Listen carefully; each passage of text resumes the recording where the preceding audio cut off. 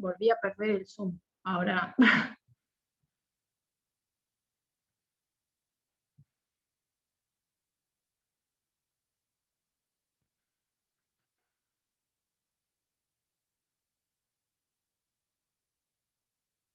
Bueno, no quiere. Ahí está. Bueno, chicos, esto está sabido que no es lo mío. Menos mal que me dediqué a la cocina, ¿no?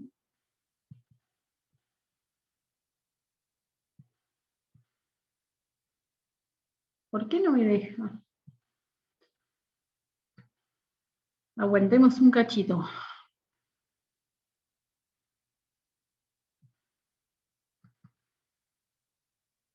No, este tampoco. Bueno.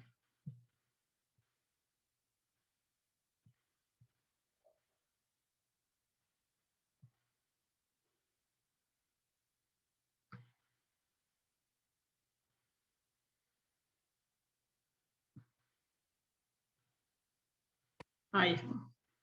¿Ahí lo ven? ¿O está la página de Zoom? ¿Está bien?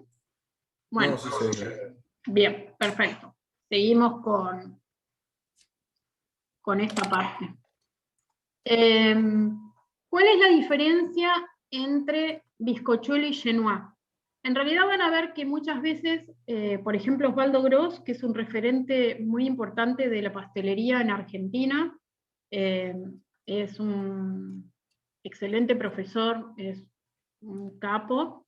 Él le llama genois tanto al bizcochuelo como a lo que nosotros hoy le vamos a llamar genois.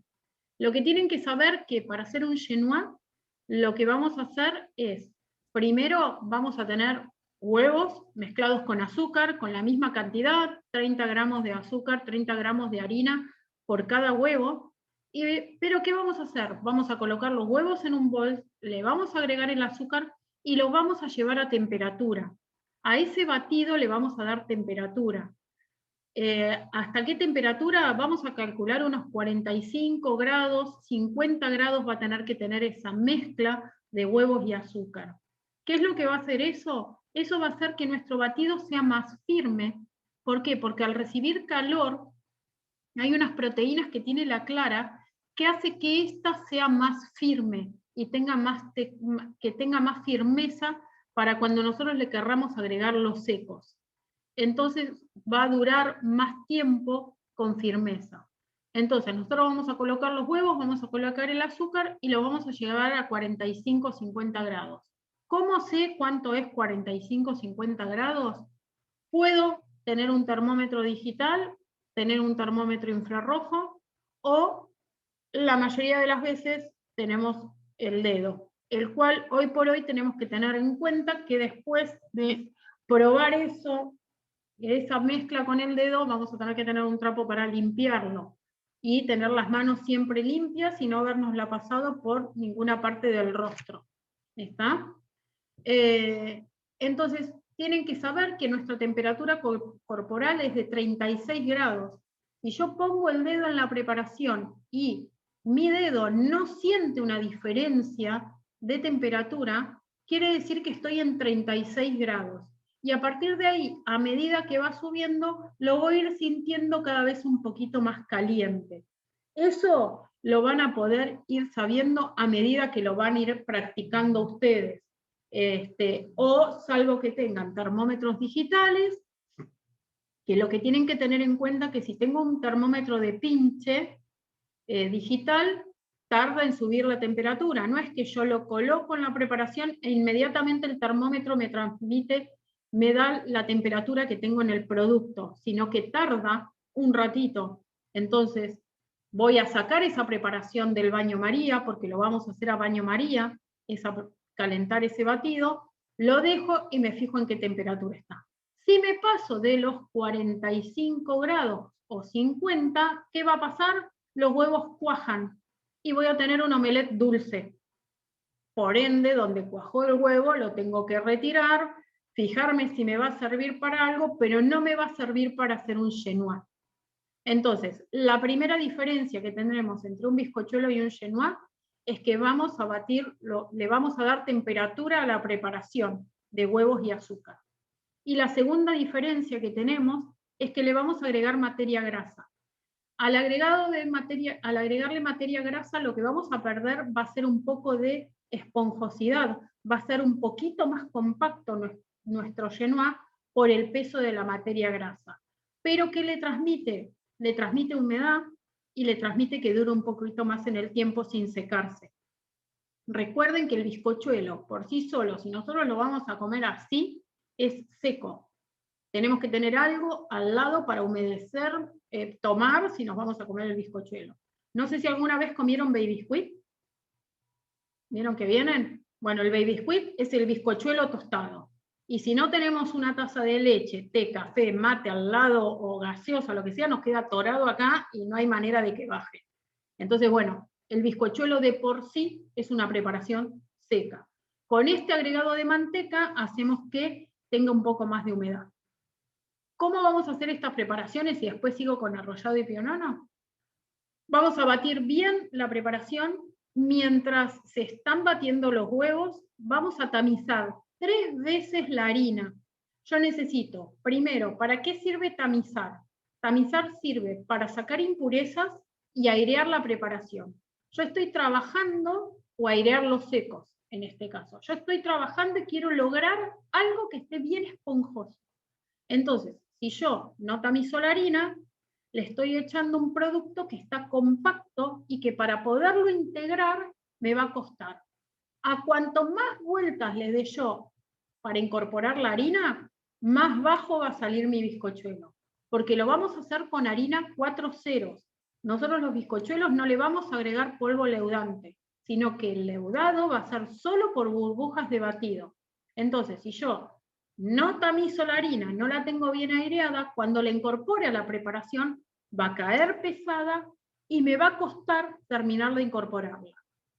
Y entonces, bato los huevos, tamizo 3 veces la harina o el producto seco que yo quiera trabajar para hacer mi bizcochuelo.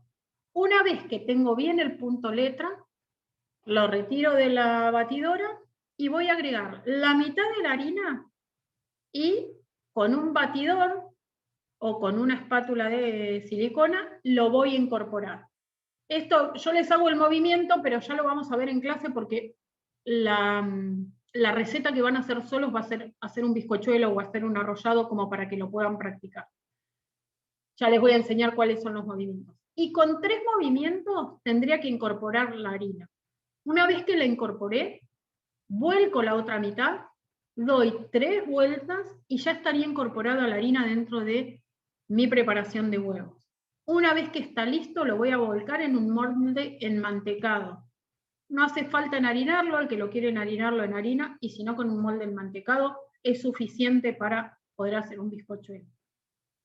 Y una vez que está listo, no golpeo la preparación sobre la mesada para sacar aire. Yo necesito todo el aire que tiene.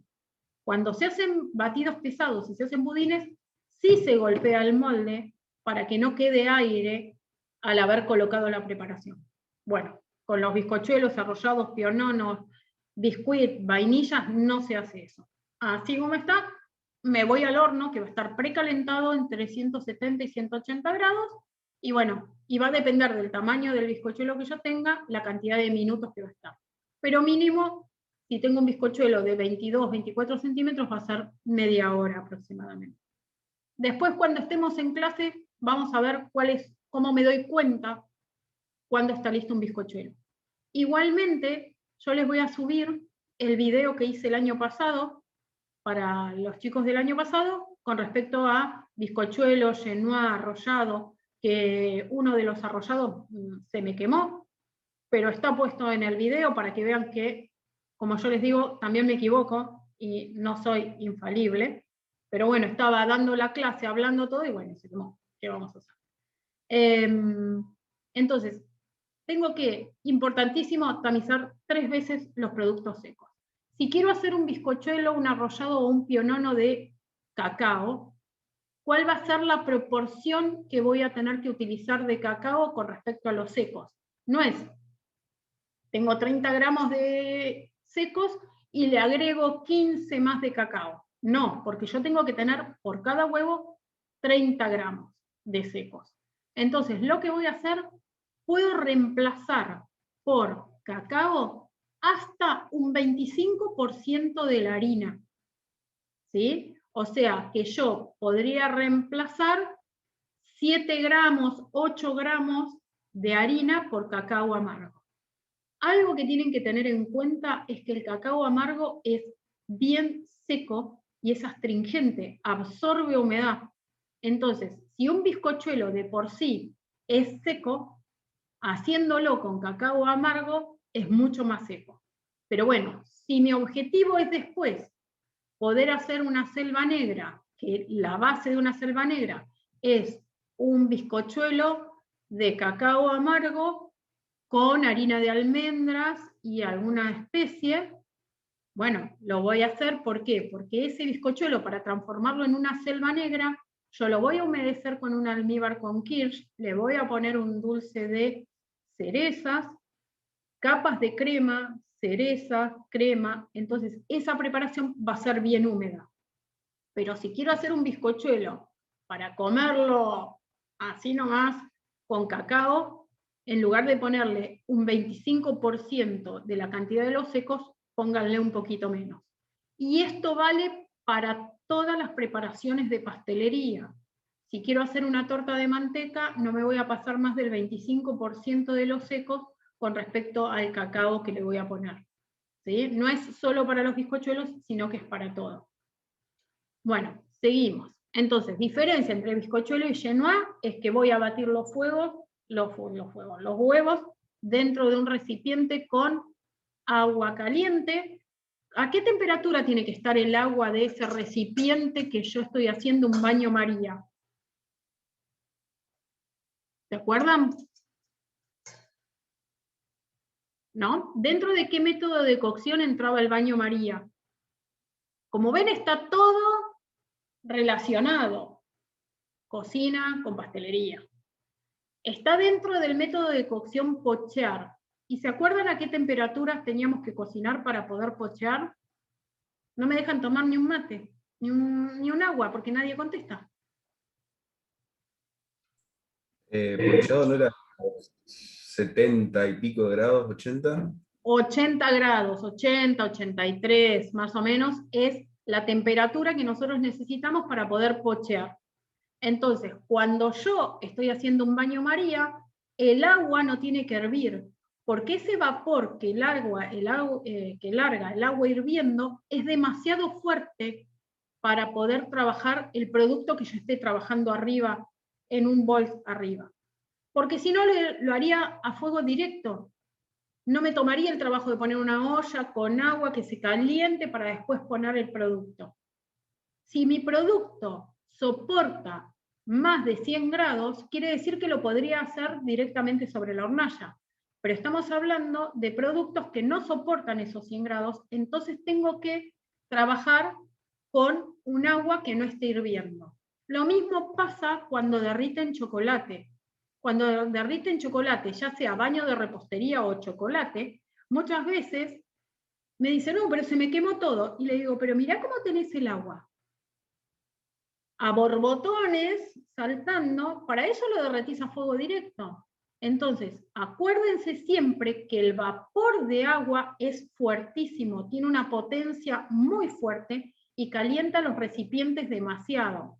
Entonces, si yo tengo que derretir algo, le tengo que transferir calor a algo, voy a mantener mi baño María por debajo del punto de ebullición. Pongo al mínimo y si veo que empieza a hervir, retiro la olla del fuego y sigo trabajando porque el vapor sigue transmitiendo calor. Ténganlo en cuenta porque muchas veces ponen cosas, las dejan a baño María, empieza a hervir y se cocinan. Entonces, ténganlo en cuenta eso de que tenemos que tener. Es un baño María, entra dentro del método de cocción pochar y para poder pochar necesitamos tener un líquido a 80, 80 y algo de grados. ¿Sí? Bueno, pasamos a arrollado y pionono porque ya es la 1 y tenemos un rato más nada más. Arrollado y pionono. Para hacer un arrollado vamos a tener lo mismo, huevos enteros, batidos con azúcar. Si se fijan, dice miel o glucosa, más los secos. ¿Para qué es la miel o la glucosa? Como hablábamos recién, los bizcochuelos o los genois son productos que son secos, que si yo los voy a comer, son secos. Son secos si tengo un espesor así, de 8 o 10 centímetros o 5 centímetros, imagínense si tengo 2 centímetros y medio, que es lo que va a tener un arrollado. Voy a estirar mi masa y va a tener un espesor de 2 centímetros y medio aproximadamente. Yo esto lo voy a cocinar, y si no le pongo miel o glucosa, no lo voy a poder enrollar nunca. La miel o la glucosa, cualquiera de las dos cosas que le quieran poner, ahora explicamos cuál es la diferencia, le va a dar a mi producto, ya sea pionono o arrollado, elasticidad. Esa elasticidad sirve para yo después poderlo enrollar. Si no le ponemos miel o glucosa, no lo vamos a poder enrollar nunca, porque cuando querramos enrollarlo se va a quebrar todo. Entonces, fundamental para hacer un arrollado o un pionono va a ser incorporar la miel o la glucosa. Tienen la misma propiedad, que es la de darle elasticidad a la masa. La diferencia es que la glucosa le va a dar un cierto dulzor, pero no le cambia el sabor, y la miel le va a otorgar sabor. Si yo quiero hacer un arrollado o un pionono para hacer algo agridulce, yo les recomiendo usar glucosa y no usar miel, porque la miel le da un sabor particular a nuestro pionono o arrollado. Entonces, también depende si les gusta el sabor a miel o no para poner en la preparación. Y aproximadamente se calcula una cucharadita de té por cada huevo. ¿Cuál es la diferencia de cantidad de ingredientes entre bizcochuelo, genois y arrollado? Es que para hacer un arrollado voy a incorporar por cada huevo 20 gramos de azúcar y 20 gramos de secos. ¿Sí? En el otro tenía 30, en el bizcochuelo. En este le vamos a bajar 10 gramos y hacemos exactamente el mismo procedimiento. Podemos hacerlo por el procedimiento de calentar los huevos y batir el azúcar con la miel, o directamente poner todo en la batidora y batirlo a un punto letra bien firme y luego agregar los secos. Y luego lo voy a esparcir sobre un papel manteca que tenga, o sobre un silpat. ¿Saben lo que es el silpat? Que son las placas siliconadas. Bueno, cuando estemos en clase lo vamos a ver. Hoy por hoy están las planchas siliconadas, hay papeles antiadherentes. Hoy tenemos como un amplio rango de utensilios dentro de lo que son las placas siliconadas para poder adquirir. Un silpat, hoy por hoy creo que está en 1.200, 1.300 pesos, pero podemos conseguir papeles autoadherentes que cumplen exactamente la misma función, por mucha menos plata, y lo podemos usar por un tiempo determinado y después tendremos que comprar otro. El que puede comprar un silpat, todo bien, y si no, esos papeles antiadherentes funcionan bárbaro.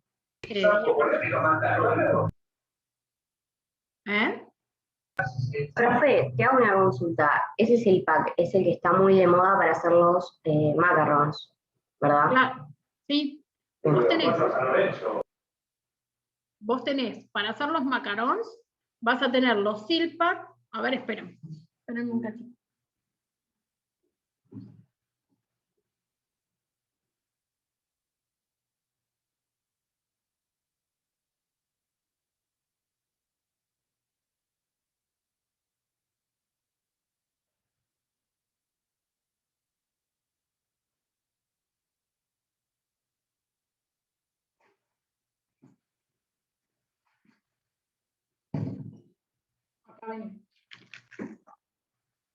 Vos tenés las placas siliconadas que vienen con las formas para que todos los macarons te salgan iguales. O este viene con un sobrerelieve. Hay otros que vienen solo marcados. Este es exclusivo para hacer macarons o para hacer mendianza en chocolate o alguna pastilla que necesites hacer de alguna forma en especial, porque tiene no está marcado, sino que tiene un reborde. Y estas son placas siliconadas que pueden ir al horno hasta los 230 o 300, algunas abarcan 300 grados y son reutilizables. ¿Sí? Todas son reutilizables, estas, las de silicona. Después tenés el típico Silpat, de marca Silpat. Este tiene un montón de años, como ven está marcado por... Ese es el que te decía, sí. No, pero este está marcado por galletitas, no está marcado con... No, igual ese es el que conozco también. Claro, bueno, y tenés así, y que vienen con todos los círculos marcados para que puedas hacer todos los macarons perfectos. También son reutilizables y esos son los que cuestan un montón. Después tenés, este está hecho por una fábrica argentina que se llama Dos Lembas, que hacen todos productos de silicona, hacen unas espátulas de silicona espectaculares y todos los productos son muy buenos, son de acá de Argentina y distribuyen a varios países. Y este Silpat lo que tiene, o esta placa siliconada, es que tiene un borde. ¿Ven? Tiene capacidad. Entonces, yo en esto puedo distribuir un arrollado o un pionono y me va a llegar hasta los laterales y me va a marcar el espesor que va a tener el pionono. No es imprescindible para hacer un pionono porque hasta ahora se hacía sobre papel madera o sobre papel manteca un pionono. O sea que bueno, esto es porque sí, porque tenía ganas de comprarlo. Y después vienen los papeles, este ya está todo roto, los papeles siliconados, ¿sí? Que son también que aceptan el horno y hay un montón de valores. Lo que, por ejemplo, hay una empresa que se llama Lau Acu, que la chica vende estas placas que yo compré el otro día, siliconadas en Buenos Aires por 180 pesos. Entonces, por ahí se pueden juntar, entre todos, compran 10, 15 placas siliconadas, por ahí tienen un envío que lo dividen por la cantidad que compran y la pueden adquirir más barata. Está muy buena, yo ya la usé y la que vende la chica esta está buena. Después tienen otras que valen 600, 700, o los Silpat que ya tienen un valor más grande. Pero la verdad que para hacer pastelería están muy buenos. Bien, tengo que hacer el arrollado o el pionono. No tengo Silpat, no tengo papel siliconado, no tengo papel manteca, pero tengo el kiosco de la esquina que me puede vender papel madera. Y vieron que el papel madera de un lado es brillante y del otro lado tiene pelucita. Bueno, para hacer mi arrollado o pionono lo voy a poner del lado que tiene pelucita. ¿Sí? Voy a cortar el cuadrado o el rectángulo que yo necesite y voy a volcar mi preparación sin enmantecar, sin harinar ni nada, sobre el lado que el papel madera tiene pelucita, mi preparación, y lo voy a llevar al horno. ¿Sí? Entonces, no es necesario tener estas placas para poder hacer un buen pionono o un buen arrollado. La diferencia entre arrollado y pionono, como se darán cuenta, por cada huevo para hacer un pionono tengo 10 gramos de azúcar y 10 gramos de secos. El arrollado era 20 gramos de azúcar, 20 gramos de secos. Entonces, ¿cuál es la diferencia mía? En estos dos productos, el arrollado va a tener un espesor cuando lo ponga en el horno de 2 a 2,5 centímetros y el pionono va a tener de 1 a 1,5 centímetros. ¿Cuál es la diferencia para poder trabajar cada uno? Si voy a hacer un pionono, lo voy a rellenar de cremas, solo, sin frutas. Y el arrollado al que ser más grueso, me va a soportar ponerle frutas o alguna preparación con mucho más cuerpo. En el pionono voy a hacer cremas que sean sutiles, que sean suaves para poder trabajar y no le voy a agregar frutas. O las frutas que le agregue van a estar cortadas muy chiquitas como para poder trabajar. Entonces, bueno, la diferencia que tenemos solo entre arrollado y pionono es la cantidad de ingredientes por cada huevo que le voy a poner. Tengo 10 gramos menos entre de huevo, de secos y de azúcar. Y cuando lo voy a colocar en la placa, voy a esparcir mi pionono de 1 centímetro, 1,5 centímetros, y mi arrollado de 2 a 2,5 centímetros para que tenga un buen espesor, para que cuando yo lo quiera rellenar, tenga resistencia a si quiero ponerle frutas o algún relleno que sea más pesado. ¿Cómo vamos hasta acá? Con esto. Yo tengo una pregunta, profe. Sí. ¿Qué pasa si a mí se me ocurre cambiar el azúcar o hacer un agregado de azúcar mascabo? Tengo entendido que te aporta humedad el azúcar mascabo, Claro. lo que es la preparación. Tenés que hacer exactamente lo mismo, te va a otorgar más humedad, vas a obtener un bizcochuelo más húmedo, por ahí te va a costar un poquito más lograr el batido, pero nada más, no vas a tener grandes diferencias. También lo podés hacer con azúcar negro, por ahí lo vas a tener que sobrebatir y que esté bien batido, porque al otorgarle humedad era lo que hablábamos cuando hacemos el genois, es que te lo va a tirar a aplastar por el peso que tiene ese azúcar. Pero se puede hacer tranquilamente. En caso de que pruebes hacerlo y vos veas que no sube demasiado, podés agregarle un poquito, en ese caso, sobre todo del azúcar negro, de un polvo leudante, porque si no, por batido mecánico no vas a lograr que sea sumamente esponjoso. Porque ya, si vos te pones a pensar, comprás 1 kilo de azúcar negro y 1 kilo de azúcar blanco, y el azúcar negro viene como comprimido, viene compacto, no viene esparcido porque tiene humedad. Es más, muchas veces cuando la dejás y no usas el azúcar negro, se hace una piedra por la humedad que tiene. ¿Sí? ¿Está? Bien. Sí, bueno, listo. ¿Alguna otra consulta con respecto a estos batidos? No se preocupen, los vamos a ver en clase y lo podemos seguir repitiendo. No hay ningún problema. Dentro de las masas que se achiquen, ¿no? Wow. Vamos para atrás. No hay caso, che. Ahí está. Quiero... No era la idea.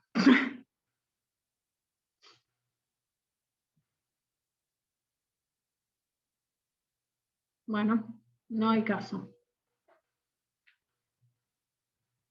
Dentro de los batidos livianos o aireados, también tenemos las masas merengadas. Tenemos los merengues. Una parte la van a ver conmigo y otra parte la van a practicar con Nacho. El merengue más clásico de todos que tenemos es el merengue francés, que calculo que es el que todos en algún momento de su vida habrán hecho, que es batir las claras a punto nieve, y una vez que están a punto nieve empezamos a espolvorear en forma de lluvia y seguimos batiendo el azúcar. Le vamos a espolvorear de esa manera el azúcar granulado, no azúcar impalpable. Y vamos a obtener el merengue francés. Si queremos hacer un merengue que contenga parte de azúcar impalpable, esta la vamos a incorporar con movimientos envolventes. Porque si yo a las claras batidas a punto nieve le agrego ese polvo fino que es el azúcar impalpable, las claras se me van a bajar y me van a quedar líquidas. Entonces, voy a hacer un buen merengue batiendo las claras a punto nieve y agregándole el azúcar granulado. Lo bato bien, y si quiero agregarle azúcar impalpable, apago la batidora y con una espátula o un batidor le agrego en forma envolvente el azúcar impalpable. ¿Sí? ¿Quedó claro? Merengue francés, claras a temperatura ambiente, con azúcar, y lo hacemos todo en frío. ¿Para qué me sirve el merengue francés? Sirve para hacer un lemon pie, poner arriba de un lemon pie, No, muy bien, Martina, no, porque bromatológicamente no está aceptado hoy. No está aceptado porque no está cocido. Entonces, ese merengue puede contener salmonela. Entonces, no lo vamos a utilizar. Entonces, ¿para qué sirve un merengue francés? El merengue francés sirve para hacer piezas que voy a cocinar al horno o que forme parte de alguna receta que también puedo llegar a cocinar. ¿Sí? Como puede ser un soufflé, puede ser alguna torta, puede ser algún postre que lleve claras batidas a punto nieve y que después lo cocine. ¿Está? Esas dos funciones va a tener mi merengue francés. Después vamos a tener el merengue antes de seguir. ¿Cuánto azúcar respecto a la cantidad de clara vamos a tener? ¿Cuánto habíamos dicho que pesaba una clara? ¿Se acuerdan? 30 gramos. 30 gramos estipulamos que pesa una clara. Entonces, por cada clara que yo tenga para hacer un merengue, voy a tener el doble de azúcar. Entonces, si yo quiero hacer merengue con una clara, voy a necesitar 60 gramos de azúcar para hacer un muy buen merengue, para que este merengue tenga la textura que yo necesito para manguearlo o para que me dé aireado alguna preparación. ¿Sí? Salvo que la receta me diga otra cosa, cuando a mí me dicen, andá y hace un merengue, ya sea francés, suizo o italiano, voy a poner el doble de azúcar que de claras. Siempre. Si yo estoy haciendo una receta, supónganse de una mousse, que voy a ponerle un merengue suizo o italiano, ahora vamos a ver cuál es la diferencia, pero la mousse es de dulce de leche, no le voy a poner el doble de azúcar que de claras, porque no lo voy a poder comer de lo dulce que va a ser. Entonces, en la receta me va a decir tantos gramos de claras y tantos gramos de azúcar y hacer un merengue suizo, supónganse. ¿Sí? Eso lo tienen que tener en cuenta. Si voy a hacer un merengue para decorar, o para cocinar al horno, o para hacer algo, voy a tener el doble de azúcar que de claras. Si estoy siguiendo una receta, tengo que respetar la cantidad de azúcar que me dice la receta. No el doble de azúcar que de claras, porque no, porque viene una vez un alumno y me dice, no, porque usted dijo que lleva el doble de azúcar que claras. Le digo, pero la receta te está diciendo otra cosa, te está diciendo que por tantas claras, tanto de azúcar. No, pero usted dijo que tal cosa. Sí, pero tenemos que respetar la receta. El merengue de por sí es extremadamente dulce. Si yo estoy trabajando con dulce de leche, no puedo respetar esa receta. Por eso, la receta aclara cuánta cantidad de azúcar tienen que poner ustedes por cada clara para producir ese merengue que se va a mezclar con otros ingredientes. ¿Sí? Bien. ¿Cuál es la diferencia con el merengue suizo? El merengue suizo vamos a colocar claras y azúcar, lo vamos a mezclar bien y lo vamos a llevar a baño María. Lo vamos a llevar a baño María ¿hasta cuánto? Hasta unos 45, 50 grados y que el azúcar se haya disuelto. ¿Cómo hacemos? Ponemos el dedo y nos fijamos que la granulación del azúcar no esté más. Una vez que se disolvió el azúcar y que nuestra preparación de claras de azúcar está en los 45-50 grados, lo llevo a batidora hasta que se enfríe. ¿Sí? Y una vez frío, ¿para qué lo voy a utilizar este merengue? Lo voy a poder cocinar también, como cocinábamos el francés, hacer merenguitos, hacer pavlovas, hacer canastitas, hacer merengues grandes para después mezclarlos con crema chantilly y hacer los alfajores de merengue, para hacer placas de merengue, para poner adentro de una torta. Cualquier cosa que yo pueda cocinar va a formar parte de alguna receta también, pero ya al estar cocido, lo voy a poder poner en una receta que no vaya al horno. Lo voy a poder poner en una mousse, en un semifredo, en alguna preparación que necesite claras batidas a punto nieve. E igualmente, si esa preparación va a ir al horno, también le puedo poner el merengue suizo. ¿Sí? Y Profe, también, sí, sí, bueno, perdón, te hago una consulta. sí. Yo cuando hago este tipo de merengue, por ejemplo, para hacer lemon pie o algo, no lo hago a baño María porque no tengo termómetro y me parece como más complicado. Lo que hago es microondas. También. Lo llevo, por ejemplo, no sé, tengo 5 claras, lo llevo 6 veces al microondas, cada 30 segundos lo saco, revuelvo y así hasta una cantidad más según las claras que tenga. Claro, ¿Está bien eso? sí, porque vos lo estás calentando, Bien, en realidad eso, está caliente. bien, Pero bien. igualmente, para hacer el merengue suizo, en realidad para hacer cualquiera de los dos merengues, el suizo o el italiano, ustedes piensen que nosotros hoy tenemos a disposición un montón de utensilios que nos facilitan totalmente las cosas. Pero antiguamente se hacía el merengue italiano para decorar tortas, bueno, para un montón de cosas, y se hacía a ojo. ¿Por qué? Porque el almíbar que nosotros estamos haciendo, que es la mezcla de azúcar con agua, tiene diferentes estadios. Y esos diferentes estadios los vamos aprendiendo ¿cómo? Primero haciendo el merengue y probando. Si ustedes se fijan van a ver que en algunos lados dice hilo flojo, hilo duro, bola blanda, bola dura. Entonces, esos ítems tienen al lado la cantidad de grados que tenemos que tiene esa preparación para poderla trabajar. Entonces, también podemos tener termómetros de mercurio. Hay termómetros de mercurio, como el que se toma la temperatura de los humanos, que llega a los 200 grados.